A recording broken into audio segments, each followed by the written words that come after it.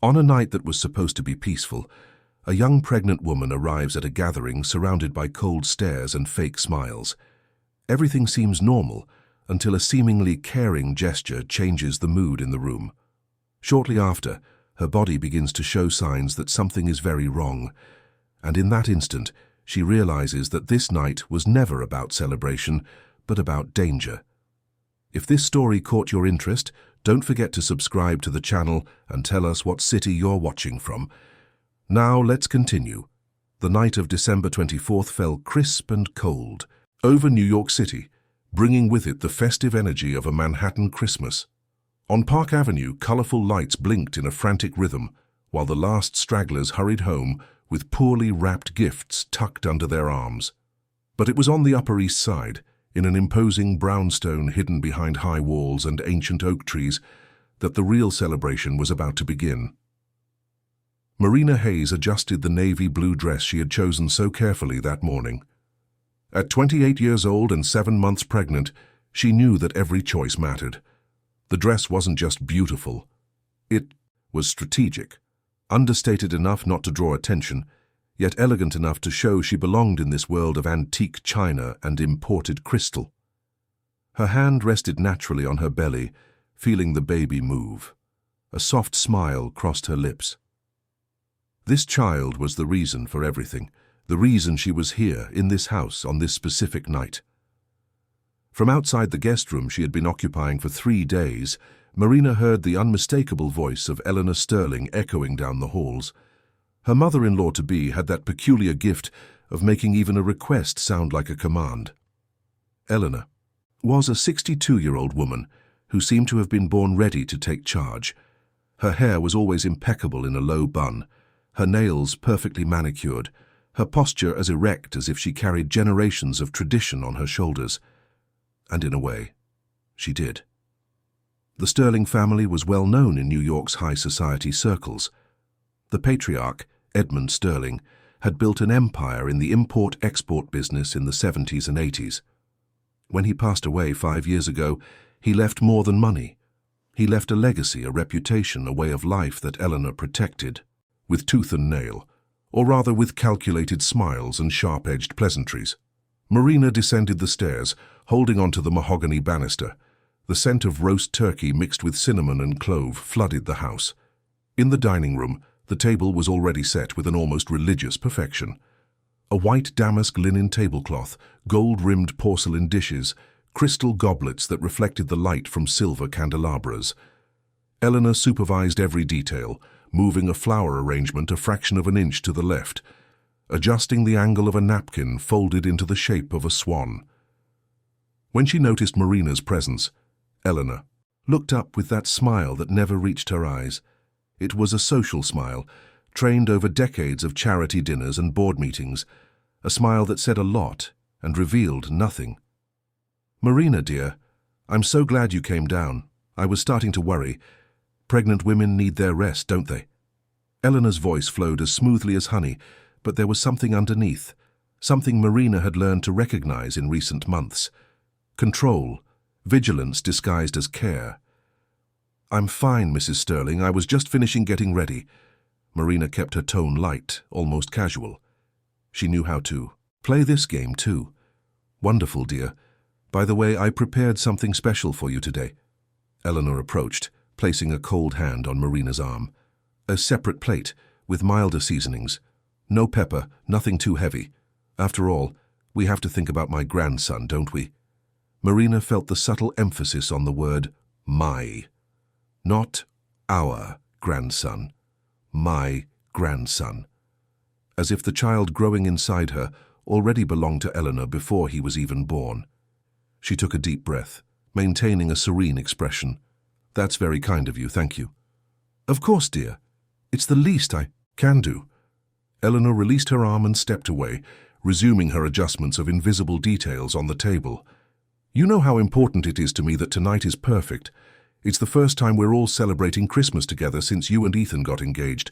We need to show that we are a united, strong family." Marina nodded but said nothing. United family was a curious phrase coming from a woman who had spent the last 6 months trying to convince her to postpone the wedding. who had suggested with all the delicacy in the world that perhaps Marina wasn't exactly the right type of woman to marry a Sterling, who had insinuated in seemingly innocent conversations that such a quick pregnancy after the engagement raised certain questions. Ethan entered the room at that moment, bringing a sense of relief that Marina felt physically. Her fiancé was 32 with kind brown eyes and a smile that still made her feel safe. He was different from his mother, more open, more down-to-earth, more human. Or at least that's what Marina wanted to believe. "Mum, everything looks beautiful as always." Ethan kissed Eleanor's cheek before approaching Marina and taking her hand. "How are you feeling, love?" "Fine, just a little tired. Do you want me to ask Rosa to bring you some juice?" The genuine concern in his voice almost made Marina let her guard down. Almost. "No, that's okay, thanks. I'll wait for dinner." The doorbell rang, announcing the arrival of the first guests. Ethan's sister, Jessica, swept in like a whirlwind of expensive perfume and rehearsed laughter. At 35 and divorced for 2 years, she still wore her ex-husband's last name like a trophy. She was accompanied by her 10-year-old twin sons, Gabriel and Lucas, who ran straight to the Christmas tree to inspect the presents. "Mom, Merry Christmas!" Jessica kissed Eleanor effusively before greeting Ethan and finally turning to Marina. The look they exchanged lasted less than a second, but it was enough for Marina to read everything she needed to. Distrust, poorly disguised resentment. Jessica didn't approve of this marriage either. "Marina, what a beautiful dress. Blue looks great on you." The words were sweet, but the tone carried a subtle acidity. "You're huge. 7 months already, right? Time flies." "Yes, it really does," Marina smiled, refusing to take the bait. Soon, the uncles, cousins, and old family, friends arrived, the house filled with voices, laughter, air kisses, and hollow hugs. Marina observed it all from that peculiar position of being on the inside, but not yet fully belonging. She noticed the sideways glances, the hushed whispers, the significant pauses in conversations when she approached. Gradually everyone settled at the table. Eleanor, of course, took the head in the seat that had once been Edmund's. Ethan sat to her right, pulling out the chair for Marina to sit beside him.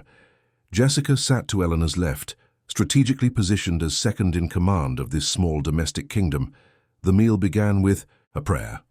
Eleanor led it with a firm, clear voice, giving thanks for the year's blessings for the family gathered for everyone's health. When she mentioned the arrival of the new family member, Marina felt all eyes on her. She smiled politely, keeping her hands on her belly. The dishes began to circulate: turkey, stuffing, rice, colorful salads, various sauces. Everything prepared to perfection by the family's cook, Rosa, who had worked for the Sterlings for over 20 years. But it was Eleanor who personally brought Marina's plate. "Here, dear, I prepared this especially for you." Eleanor placed the plate in front of Marina with almost maternal care. "Nothing too seasoned, as I promised. Well-done meat, steamed vegetables, a little white rice, perfect for an expectant mother." Marina looked at the plate. It looked normal. It smelled normal. But there was something there, an intuition she had learned never to ignore. Her years of training, her experiences, everything screamed at her to pay attention. She looked up and met Eleanor's eyes. For a brief instant, something passed between them, a silent understanding, a mutual acknowledgement that they both knew this game was more than it seemed. "Thank you so much. Mrs. Sterling, it looks delicious." "You're welcome, dear. Bon appétit." Marina picked up her fork slowly. Around her, lively conversations filled the room. Someone was telling an anecdote about their summer vacation. Another was complaining about the traffic on the FDR. Laughter erupted here and there, but Marina felt as if she were inside a bubble, where every sound was muffled, where every movement happened in slow motion. She speared a piece of steamed carrot and brought it to her mouth. She chewed slowly, attentive to every sensation. The taste was normal. Almost. There was something there, a faint bitterness. That shouldn't have been present. So subtle that anyone else would have ignored it, attributing it to a different spice, to the cook's personal preference. But Marina wasn't just anyone. She continued eating, keeping her expression neutral. Every forkful was an analysis, every sip of water a decision. Ethan was chatting animatedly with a cousin about football, oblivious to everything. Eleanor surveyed the table like a queen observing her court, smiling, nodding, commanding without saying a word. After a few minutes, Marina began to feel it. It started as a slight discomfort in her stomach. She took a deep breath, trying to assess if it was real or if her mind was playing tricks on her. The discomfort grew.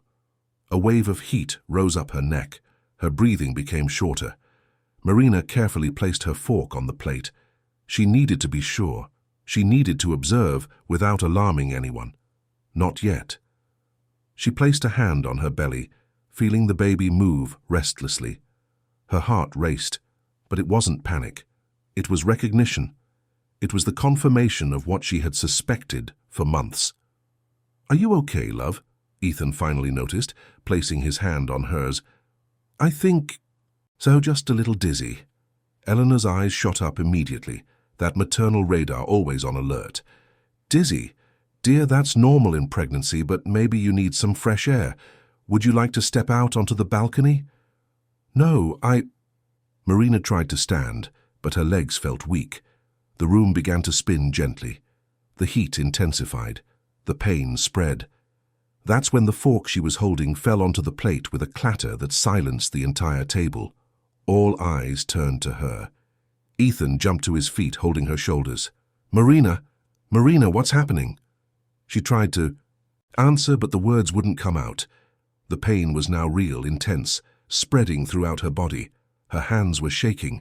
The room was spinning faster and faster. Voices overlapped. Someone shouted to call for help. Footsteps hurried. Through the haze of pain, Marina saw Eleanor approach. The woman's expression was one of perfect concern, but her eyes were watching every reaction with a precision Marina recognized. It wasn't the observation of someone scared. It was the observation of someone who was measuring, calculating, confirming. "Calm down, Ethan. It could just be a common reaction to the pregnancy." Eleanor took a napkin and pressed it against Marina's forehead. "The baby brings so many hormonal changes. Let's take her to her room, give her some time to recover." "No!" Marina's voice came out stronger than she intended. "I need to go to the hospital, now." Ethan didn't hesitate. He scooped Marina into his arms, ignoring his mother's protests, and ran to the car. The last thing Marina saw before the door closed was Eleanor standing in the doorway, illuminated by the Christmas lights, with an expression that said everything and nothing at the same time. During the drive to the hospital, while Ethan drove in a panic and talked non-stop, Marina kept her eyes closed. But her mind was working at top speed, recording, remembering. Every detail of that night was being filed away, every gesture, every look, every word. Because Marina Hayes carried a secret that not even Ethan fully knew, a secret that explained her apparent calm even in the midst of chaos, a secret that transformed that Christmas night from a simple celebration into something far more dangerous. And now, lying on the car seat as the city lights flashed by the window, she knew there was no turning back. The game Eleanor had started was just beginning. But what the sterling matriarch didn't know was that Marina wasn't a piece on the board. She was a player, and players always have a plan. Are you enjoying this story? Tell me what you think of it, and how you think it will end. The fluorescent lights of the Lenox Hill Hospital emergency room burned Ethan's eyes. He paced back and forth in the white, sterile hallway, his hands shaking, his dress shirt still bearing traces of Christmas dinner. Every minute that passed felt like an eternity. On the other side of the double doors, Marina was being examined by an on-call medical team, and he could do nothing but wait. The ER doctor who had received them, Dr. Patricia Evans, a woman in her 40s with a direct, efficient gaze, had asked quick, precise questions. When was the last time she ate? What did she eat? Any known allergies? Any previous problems with the pregnancy? Ethan had answered everything in a desperate haze, but there was one question that echoed in his mind that he couldn't answer. What really happened? His phone vibrated for the 5th time. It was Eleanor. Ethan glanced at the screen and, for the first time in his life, ignored a call from his mother. Something inside him, something he preferred not to name, whispered that he needed distance right now. He needed to think. He needed to understand. The door opened and Dr. Evans came out, removing her surgical gloves.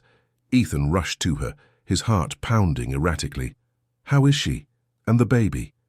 The doctor took a deep breath, weighing her words. "Your fiancée is stable, but we found some concerning signs in the initial exam. We need to run more tests, but all indications are that she ingested something she shouldn't have, some substance that caused an adverse reaction." Ethan felt the floor drop out from under him. "A substance? But how? She ate the same food as the rest of us." "Mr. Sterling, it's not always the same food." The doctor looked at him with the kind of frankness typical of someone who has seen a lot in her profession. "Sometimes something is added specifically to one plate. Sometimes it's accidental. Sometimes it's not. That's why we need to investigate. We've already collected blood and urine samples. The results should be back in a few hours." The word "not" hung in the air like an accusation. Ethan felt nauseous. Not accidental, not impossible. It was Christmas. It was his family. It was his mother. "Can I see her?" "You can, but she's sedated. We needed to control the pain and stress to protect the baby. The fetal heartbeat is being monitored constantly. For now, everything is within the expected range, but the next few hours are critical." Ethan entered the room with slow steps. Marina was lying in the hospital bed, pale, connected to a series of machines. That beeped steadily. An IV bag hung beside the bed, feeding a vein in her arm. The heart monitor showed two distinct rhythms, hers and the baby's. He pulled up a chair and sat beside the bed, taking her hand in his. "Marina, I don't know what happened, but I'm going to find out, I promise." Her eyes fluttered open, still hazy from the medication, but there was something there, a lucidity that shouldn't have been present. She squeezed his hand with more strength than he expected. "Ethan," her voice was hoarse but firm, "I need you to do something. For me, it's very important. Anything, love, anything. Don't let anyone throw anything away, the plates, the glasses, the napkins, everything that was on the table tonight." Each word was an effort, but she continued, "I need you to save everything, without washing it, without touching it too much. Put it in separate bags." Ethan frowned. "Marina, I don't understand. Why? Please, just trust me." Marina pulled him closer, her eyes now completely focused. "And don't tell your mother what I asked. Not anyone in your family. Only you can do this, only you." "Is there something you're not telling me?" Ethan felt a tightness in his chest. "Marina, if you know something, you have to tell me. You have to tell the doctors." She closed her eyes for a moment, as if making a decision far bigger than he could comprehend. When she opened them again, there were tears in them. "I'll tell you everything, Ethan, I promise, but not now. First, we need to be sure. First, we need the proof." "Proof? Proof of what?" Before she could answer, the door swung open abruptly. Eleanor entered like a contained hurricane, her eyes wide with perfectly staged concern. Behind her were Jessica and two of their uncles. "My God, Marina, Ethan, how is she?" Eleanor approached the bed, but Marina instinctively recoiled, pressing herself against the pillow. The gesture was subtle, but Ethan saw it, and so did Eleanor. "She's okay, Mom. She needs to rest." Ethan positioned himself between Marina and the group, an unconscious barrier. "Thank God." Eleanor placed a hand on her chest. "I was so worried. I never imagined something like this could happen. It was all so sudden." "Yes, so sudden," Marina said quietly, but everyone heard. The irony was not lost. "Dear, do you need anything? I can have Rosa prepare something. Bring your things from the house." Eleanor maintained her maternal tone, but her eyes never stopped scanning the machines, the monitors, as if she were calculating something. "I don't need anything, thank you." Marina kept her voice steady despite her weakness. "I just need to rest." Of course, of course." Eleanor nodded but didn't move.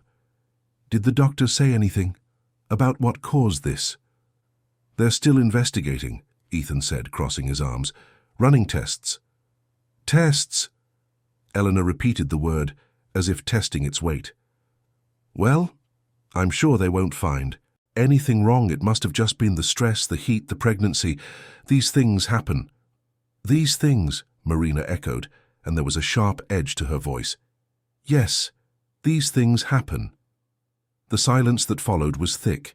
Jessica, who had been quietly observing everything with watchful eyes, stepped forward. Marina, I'm glad you're okay. I think we should all let her rest. She shot a meaningful look at her mother. Right, Mum? Eleanor hesitated, clearly reluctant to leave, but with everyone watching, she had no choice. Yes, of course. Ethan, dear, are you coming home? I'm staying here. Ethan left no room for argument. The whole night? But the whole night. After everyone left, Ethan sat down again beside Marina. The room fell silent, with only the rhythmic beeps of the machines filling the space. Marina closed her eyes, but she wasn't sleeping. Her mind was racing, reviewing every moment of that night, the way Eleanor had personally prepared her plate, the almost excessive care, the insistence that she eat, and that look that said Eleanor knew exactly what she was doing. But there was something Eleanor didn't know, something no one there knew except Marina. Ethan was watching her sleep when his phone vibrated again. This time it was a text from Dr. Evans asking to meet him in the hallway. He kissed Marina's forehead and slipped out quietly. The doctor was holding a file and had a grave expression. Mr. Sterling, the preliminary results are in. We need to talk.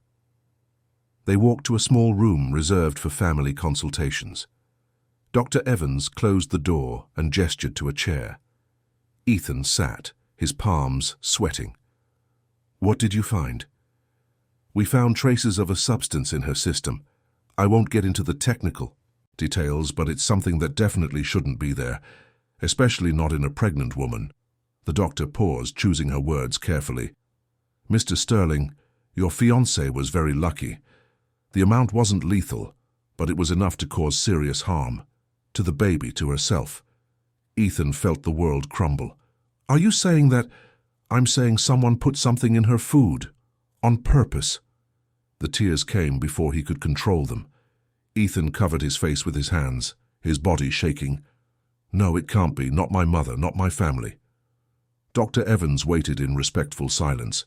When he finally composed himself, she continued, by protocol, we are required to report this to the authorities. I've already contacted the hospital's social services, and the police have been notified. They'll want to speak with you, with everyone who was at the dinner. Ethan nodded, still processing. And Marina, did she know? Did she suspect? The doctor tilted her head. She asked us to preserve all the evidence, the containers, her clothes, everything. She said it was important.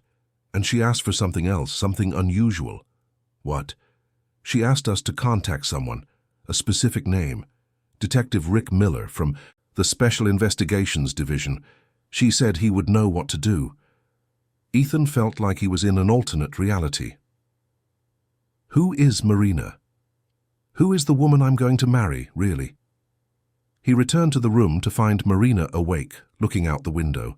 The city of New York stretched out below, millions of lights twinkling on Christmas night. Marina, we need to talk. Ethan sat on the edge of the bed. The doctors found something, and you knew all along. She turned to face him, and for the first time since they had met, Ethan saw who Marina really was. Not the sweet, gentle woman he had met at a charity event a year ago, not the pregnant, vulnerable fiancée, but someone different, someone strong, someone trained. My name is Marina Sterling because I'm going to marry you, Marina said slowly. But my maiden name is Marina Hayes, and for the last 8 years I've worked for the FBI, Undercover Operations Division. Ethan was frozen. What? I wasn't at that charity event by chance when we met, Ethan. I was investigating your family, your mother specifically. Investigating? Why? Because in the last 5 years, 3 women who became romantically involved with you or your cousins died under suspicious circumstances, always after conflicts with Eleanor, always in ways that looked like accidents or natural causes. Marina paused. And they were all pregnant. Ethan felt the room spin. No, you're lying. That's insane. Caroline Fisher. Dated your cousin Andrew for 2 years, got pregnant.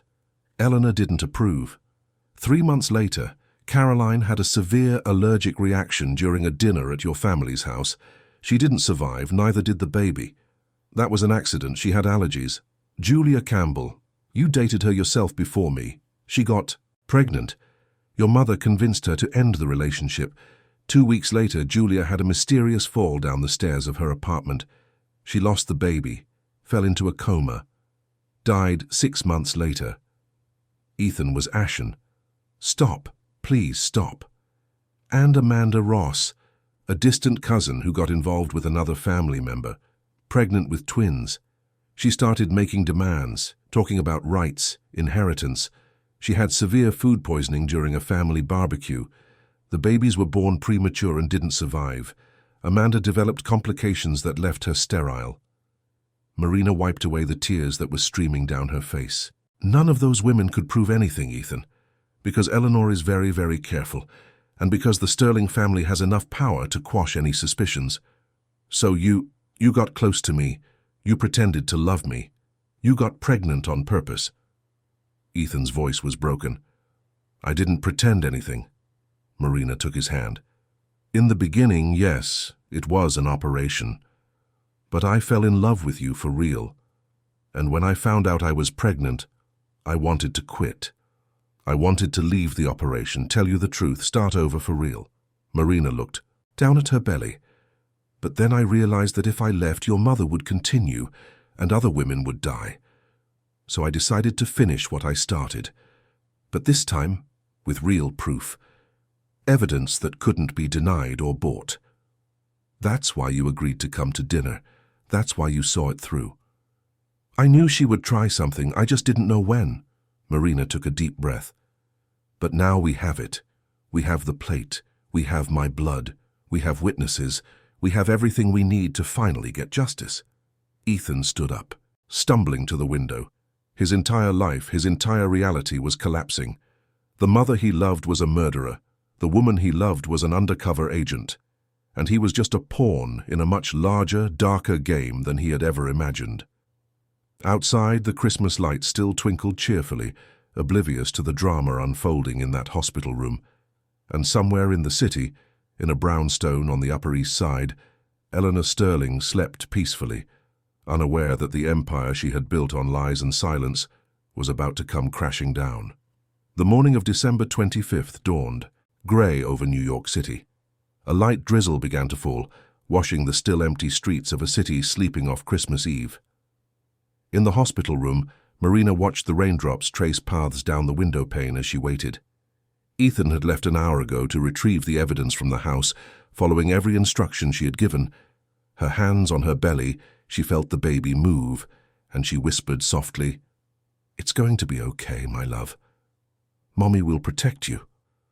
The door opened, and a man in his 50s entered, tall with well-cut greying hair and a discreet, but well-made suit.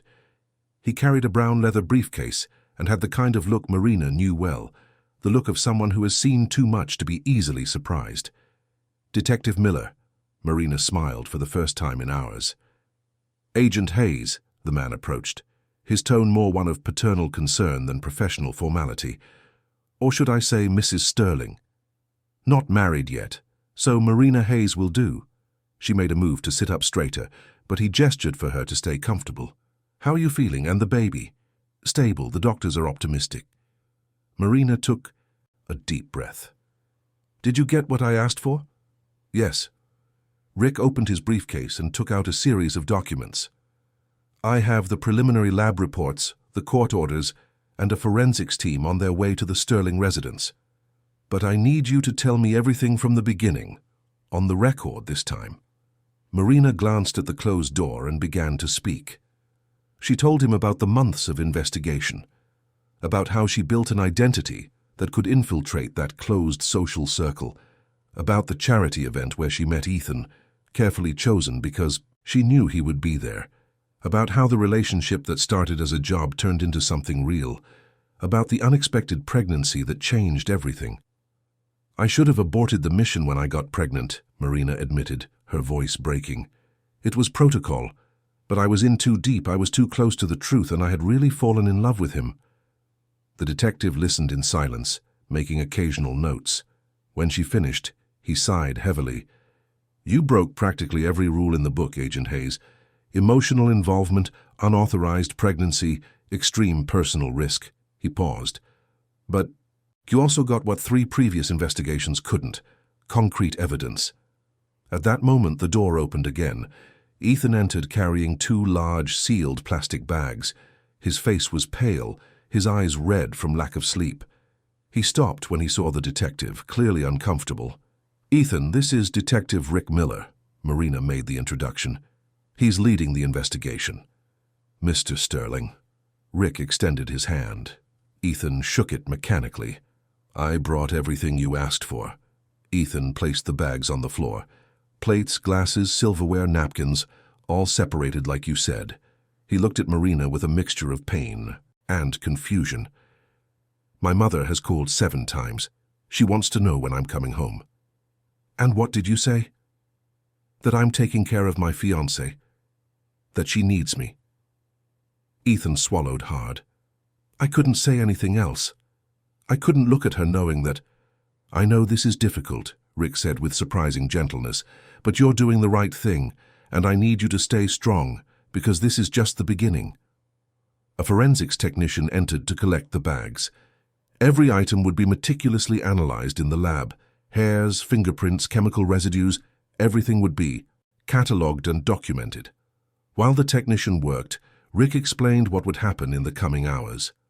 We'll have to question everyone who was at the dinner, including your mother, Mr. Sterling.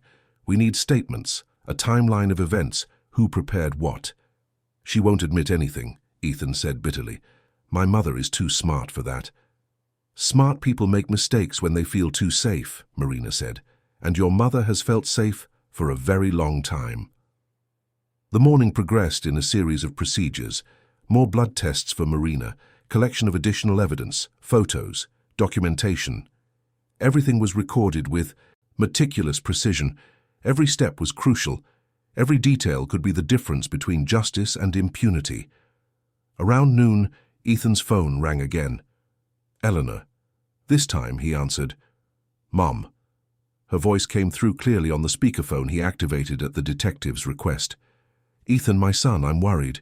You didn't come home. How is Marina? She's better, still under observation. That's good, dear. That's good. There was something in Eleanor's tone, a tension she was trying to hide. Listen, I was thinking, maybe it would be best if you two came to stay here for a few days when she's discharged. I can take care of her personally, prepare special meals, make sure she rests. Marina made a vehement gesture of refusal. Ethan understood. No, Mom. I think it's better if we stay at my apartment. It's quieter. But dear, you work all day. Who will take care of her? I will. I'm taking a few days off. Silence on the other end. Then Eleanor spoke again, and now there was a coldness she couldn't completely disguise. I see. Well, if that's your decision. But I want to visit her this afternoon, bring some things, fruit, flowers. That's not necessary, Mom. The hospital isn't allowing visitors. Since when? Since it's protocol for cases of food poisoning, Ethan improvised, looking at the detective, who nodded in approval. They're investigating what caused her reaction. Another silence. Longer this time. Investigating, Eleanor repeated the word. What an overreaction. It was just a common discomfort of pregnancy. The doctors disagree. Doctors always exaggerate. They make a mountain out of a molehill to justify their absurd fees. Her voice had a barely contained aggression now. Ethan, you're being manipulated by this girl. She's always been dramatic. Don't talk about Marina like that. I'll talk however I want. Eleanor lost her composure for an instant. I am your mother, and I know what's best for you. This woman appeared out of nowhere, got pregnant far too quickly, and now she's causing all this drama on Christmas night. Don't you find it all a bit convenient? Ethan looked at Marina, seeing the silent tears streaming down her face. Something inside him broke for good. You know what I find convenient, Mom? Caroline, Julia, and Amanda, all pregnant, all dead or destroyed after dinners at our house, all after you made it clear you didn't approve of them. The Silence on the other end was absolute. When Eleanor finally spoke, her voice was pure ice. "Be careful what you imply, Ethan. Those are very serious accusations against your own mother. They're not implications, they're facts. And for the first time in my life, I'm going to choose the woman I love over the woman who gave birth to me." He hung up before she could respond. His hands were shaking so badly he dropped the phone. Marina reached out her hand, and he clung to it like a lifeline in a shipwreck.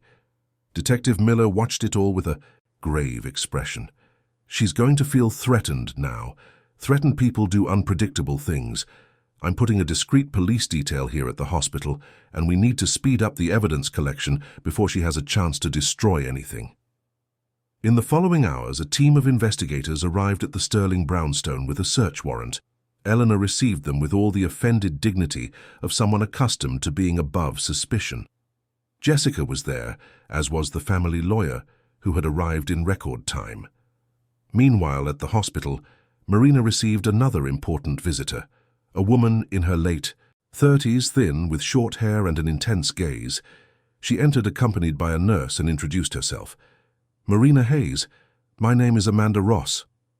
Marina recognized her immediately from the investigation files, the woman who had lost the twins, who had been left sterile, who could never prove anything against Eleanor. "I know who you are," Marina said softly. "I got a call from Detective Miller. He told me what's happening." Amanda approached the bed, her eyes shining. "He said you have proof this time, real proof." "Yes, we do." Amanda closed her eyes, tears streaming down. "Thank God. Thank God." She looked at Marina's belly. "Save that baby. Do what I couldn't do. Protect that child." "I will," Marina promised. "And I will make sure Eleanor pays for what she did to you. To all of you." The two women embraced, united by a shared pain and a renewed hope for justice. In the afternoon, the first lab results came in. The technicians found traces of a specific substance on the dishes Marina had used, the same substance detected in her blood, and more importantly, they found fingerprints, Eleanor's, only hers, on the underside of the plate where someone would have to touch to add something discreetly. Furthermore, the search of the brownstone revealed something even more incriminating. In a locked cabinet in Eleanor's bedroom, inside an antique jewelry box, was a small vial. The label was partially scraped off, but the contents were an exact match for what was found in Marina's system. Rick called to inform Marina and Ethan. "We've got her. Physical evidence, fingerprints, everything. She's not getting away with it this time." Ethan sat beside Marina, holding her hand. He wept silently as he heard the confirmation.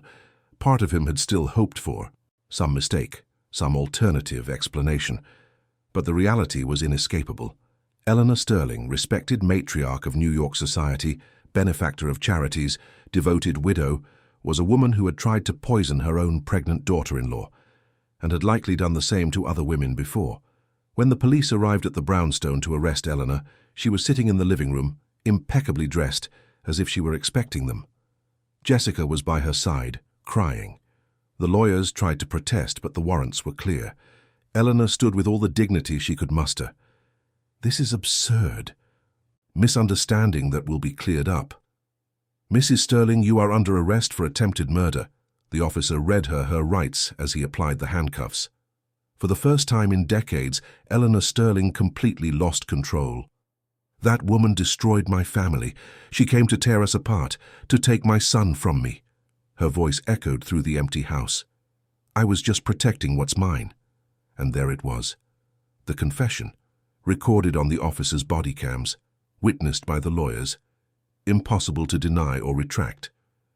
When the news reached the hospital, Marina finally allowed the tension of months to dissipate.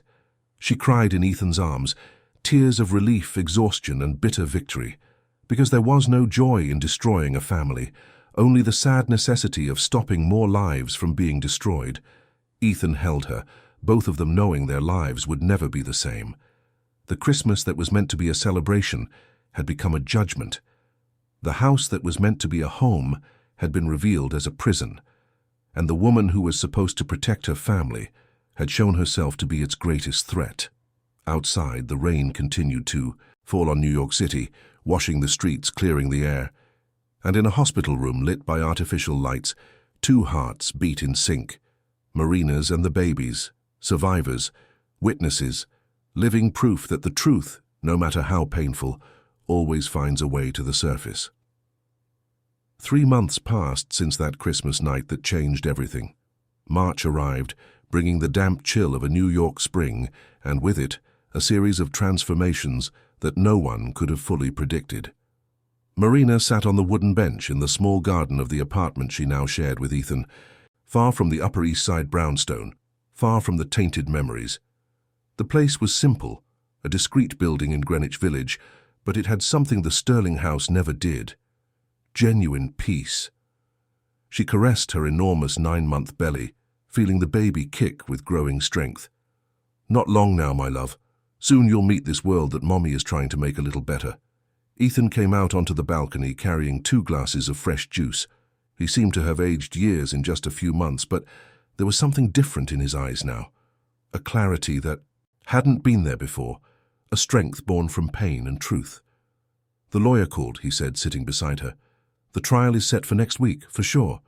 Marina nodded, having waited for this moment for so long. "How are you feeling?" Ethan took a deep breath, looking out at the skyline where the city's buildings stretched endlessly.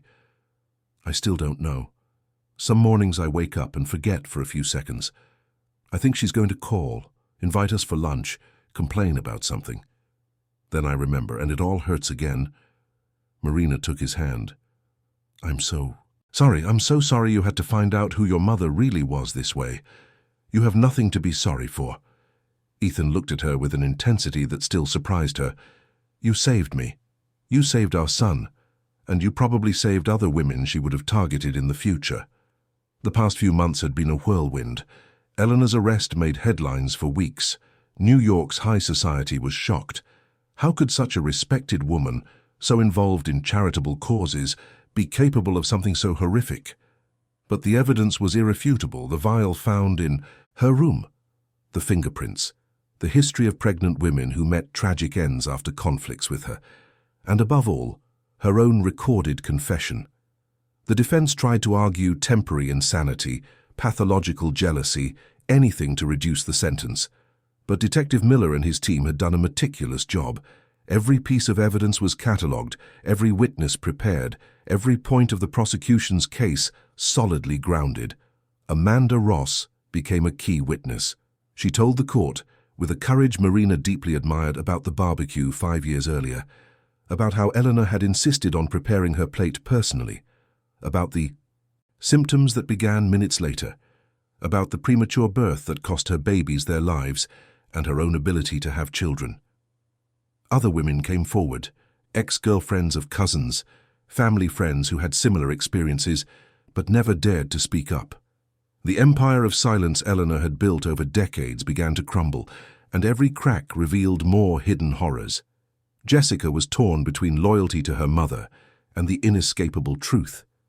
In the end, she chose to protect her own children, distancing herself from both Eleanor and the rest of the Sterling family. She called Ethan only once. 3 weeks after the arrest. "I didn't know." Her voice was broken. "I swear I didn't know what she was doing. If I had known, I would have stopped her." Ethan wanted to believe her, but a part of him would always wonder. How did no one see? How did no one notice the pattern? Or did they all see and choose to look away because it was more convenient? The Sterling family, once a symbol of success and tradition, became synonymous with dark secrets and deceptive appearances. The business suffered, partnerships were dissolved. The name Edmund had built with such effort was tarnished, perhaps irreparably. But in the midst of all the destruction, something new was being born, literally. Marina felt a strong contraction and clutched her belly. Ethan noticed immediately. "Is it time?" "I think so," she smiled, a mix of excitement and nervousness. "Our baby picked a good day to arrive." It was March 25th, exactly 3 months after that fateful Christmas, as if the child knew it was time for a complete renewal, to transform the date of a trauma into a symbol of a new beginning. The birth took place at the same Lenox Hill Hospital, where Marina had fought for her life months earlier. But this time there was no fear or suspicion, only the nervous joy of first-time parents. Dr. Patricia Evans, who had monitored Marina throughout her pregnancy after that night, was there. She held Marina's hand during the hours of labor, offering not just medical support, but the encouragement of a woman who had seen this story from the start. "You are the bravest person I've ever met," Patricia said, as Marina breathed through another contraction, "and you're going to be an amazing mother." At 6 in the evening, as the setting sun painted the New York sky in shades of orange and pink, a strong cry echoed through the delivery room. Marina and Ethan looked at the tiny being who had just entered the world. A boy, healthy, perfect, full of life. "Welcome, little Raphael," Ethan whispered, tears streaming down his face. "Your name means God has healed, and you've healed our family in so many ways." Marina held the baby in her arms, feeling the warm, real weight against her chest. She looked at that wrinkled little face, at the eyes trying to open, at the tiny hands already clinging to her finger. And she knew with absolute certainty that it had all been worth it. Every moment of fear, every calculated risk, every sleepless night, all so that this life could exist, protected and loved. Detective Miller visited the next day, bringing flowers and a teddy bear. He looked at Raphael with the weary smile of someone who has seen too much darkness and appreciates any glimmer of light. "He's beautiful. Congratulations to you both." Rick turned to Marina. "And, officially, I want to inform you that you are completely released from active duty. Your mission is complete." "Brilliantly, I might add." "Thank you, Detective," Marina smiled. "But I think my undercover days are over anyway. I have other priorities now." "And they're the right priorities." He looked at Ethan.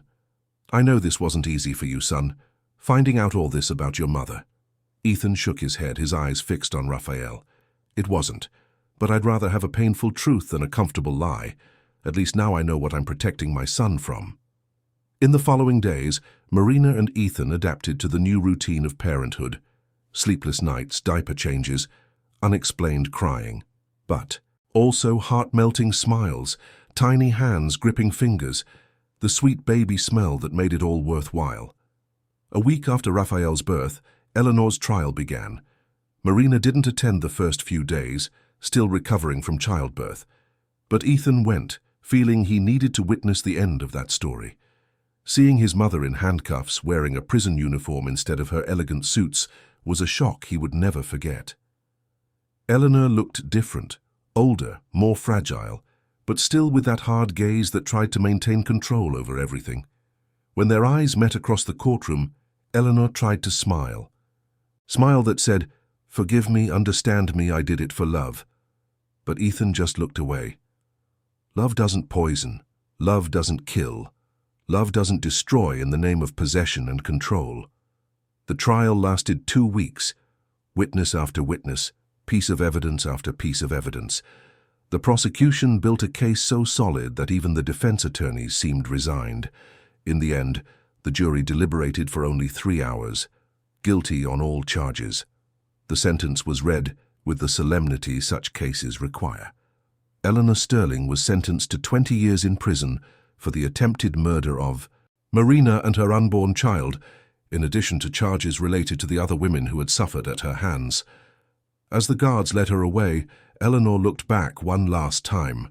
Her eyes searched for Ethan in the gallery. He was there, sitting next to Amanda Ross, surrounded by women his mother had tried to destroy and who now witnessed her downfall. Ethan didn't look away this time. He faced his mother head-on, letting her see that he had chosen a side. He had chosen the truth.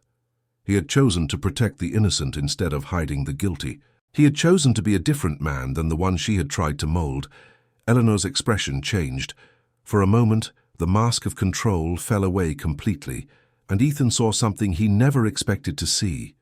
Not regret, not remorse, but genuine incomprehension. She truly didn't understand why he had abandoned her, why everyone had abandoned her. In her twisted mind, she was the victim, the misunderstood mother who had only tried to protect her family.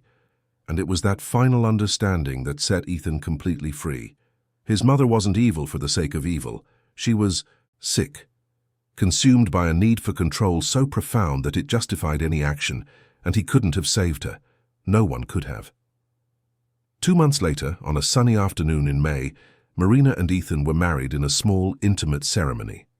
Only close friends, Marina's colleagues from the FBI, Amanda Ross, Dr. Evans, and Detective Miller. No pomp or grandeur, just true love and sincere promises. Raphael slept peacefully in his godmother Amanda's arms as his parents exchanged vows. Marina wore a simple white lace dress, Ethan a navy blue suit. There were no pretenses, no appearances to maintain. Just two people who had walked through fire and chosen to stay together on the other side. When the justice of the peace declared them husband and wife, they kissed under emotional applause. And there, in that simple, perfect moment, the Christmas that had nearly destroyed them became just a distant memory, a closed chapter in their lives. Marina returned to work months later, but in a different role. An instructor for new agents, sharing her experiences and teaching infiltration techniques, but always with an emphasis on ethical boundaries, on knowing when a mission is no longer worth the personal risk. Ethan restructured the family business, eliminating questionable practices, establishing new leadership, trying to rebuild the sterling name with honesty. It was hard work, and many days he questioned if it was worth it. But watching Raphael play, hearing his laughter, seeing Marina's genuine smile, it all reminded him why it was. One evening, almost a year after that fateful Christmas, Marina put Raphael to bed and joined Ethan on the balcony. The city stretched out before them, millions of lights twinkling in the darkness. "Do you think he'll ask about his grandmother one day?" Ethan broke the silence. "He will," Marina nestled against him. "And when he does, we'll tell him the truth. Adapted for his age, but the truth. And what will we say? That sometimes the people we love make terrible choices. That true love doesn't control or destroy. That family isn't just blood, it's a choice. And that he was loved even before he was born, protected with every fiber of our being." Ethan kissed the top of her head. "He's lucky to have you as his mother." "We're lucky to have him," Marina corrected. "He saved us as much as we saved him." And it was true. Raphael wasn't just the baby who survived. He was the catalyst that forced the truth into the light. He was the proof that beautiful things can be born from chaos and pain. He was the renewal that Christmas was supposed to have brought, just a few months late. Inside, Raphael slept peacefully in his crib, oblivious to the storms that had surrounded him before he was even born. He dreamed simple, pure baby dreams. And around him, in a modest apartment filled with true love, his parents were building a new story. A story where secrets were not allowed, where control gave way to trust, where appearances mattered less than truth. A story where Christmas would once again be a genuine celebration, not a stage for dangerous games. Years later, when Raphael would ask about the night that almost cost him his life before he was even born, Marina and Ethan would tell him. They would explain with careful words about mental illness, about power corrupting, about how sometimes the people who should protect us are the ones who threaten us most. But they would also tell him about courage, about choosing the difficult path over the convenient one, about love that endures even when tested by fire, about second chances and new beginnings. Because in the end, that Christmas wasn't just about almost dying. It was about choosing to live truly, with truth, in spite of everything. And as New York City continued its frantic dance below, indifferent to the individual dramas unfolding in its millions of homes, Marina and Ethan remained in an embrace. Two survivors. Two souls who found in each other the strength to face the unimaginable. The Christmas that should have been the end became a beginning. And that beginning, though painful in its birth, promised to be more beautiful than any fabricated happy ending could ever have been. Because it was real, it was honest, it was theirs. End of story.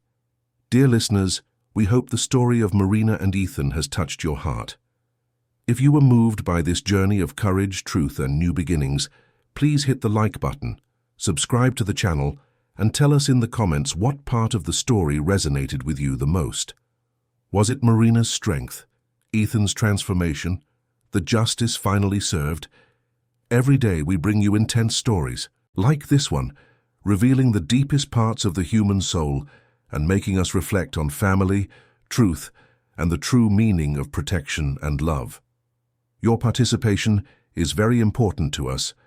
Share in the comments what city you're watching from and which part of the story impacted you the most. We'll see you in the next episode with another story that will stir your emotions and make you think about life in a different way.